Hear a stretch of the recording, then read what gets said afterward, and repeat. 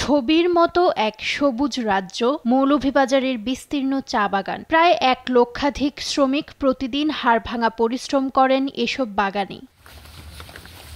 একজন চা শ্রমিক প্রতিদিন সকাল 8:30টায় শুরু করেন কাজ, শেষ হয় 5টায়। একদিনে মজুরি পান 178 টাকা। তাই জীবন মানেই দরিদ্রতা, কষ্ট আর সীমাহীন চাহিদার হিসাব না মেলার গল্প।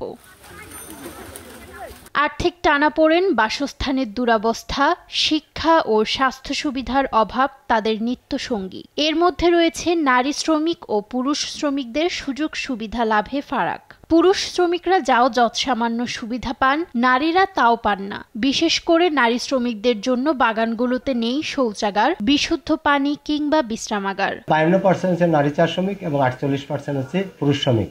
কিন্তু পুরুষ শ্রমিকরা যে ফেসিলিটি বা যে সুযোগ সুবিধা পাচ্ছে, কিন্তু নারী চা শ্রমিকরা সেগুলো পাচ্ছে না। তাই জীবন নিয়ে তাদের কণ্ঠে শুধুই আক্ষেপ। 8 ঘন্টা ডিউটি করি, মাথার বোঝা 30 কেজি পর্যন্ত নেওয়া লাগে, খুব কষ্ট হয়।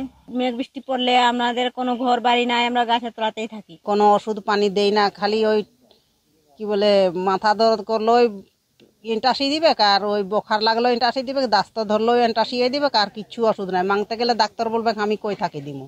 তবে শ্রম দপ্তরের উপপরিচালক বলছেন, চা শ্রমিকরা তাদের অধিকার যথাযথই ভোগ করছে। এখানে নারী শ্রমিক এবং পুরুষ শ্রমিক সকলেই তাদের অধিকার ভোগ করছে এবং এই শিল্প সেক্টরকে এবং এই শিল্প সেক্টরের শ্রমিকদের উন্নয়নের জন্য সরকার এবং মালিক পক্ষ, শ্রমিক নেতৃবৃন্দ সকলে কাজ করে যাচ্ছে। চট্টগ্রাম চা নিলাম কেন্দ্রের তথ্য বলছে, এই বছর বেড়েছে চায়ের দাম, তবে বাড়েনি চা শ্রমিকদের জীবনমান। এই বিষয়ে সরকারের সুদৃষ্টি পড়বে, এই প্রত্যাশা সবার। নিউজ ডেস্ক, দেশ টিভি।